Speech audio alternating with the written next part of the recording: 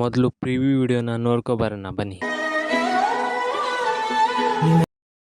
ನೋಡುತ್ತಲಿದ್ರೆ ಕಣ್ಣಿನ ನೋಟ ತಿರುಗಿಸಿ ಬಿಡುವೆ, ಆ ನೋಟದ ಮೇಲೆ ರೆಪ್ಪೆಯಲ್ಲಿಟ್ಟು ಬಚ್ಚಿಡುತ್ತಿರುವೆ,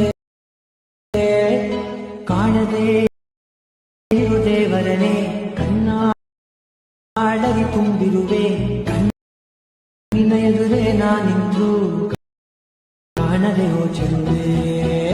ನೀವೀಗ ಪ್ರಾಜೆಕ್ಟ್ ಅನ್ನು ಅಲೈಟ್ ಮೋಷನ್ ಆ್ಯಪ್ಗೆ ಇಂಪೋರ್ಟ್ ಮಾಡ್ಕೊಳ್ಳಿ.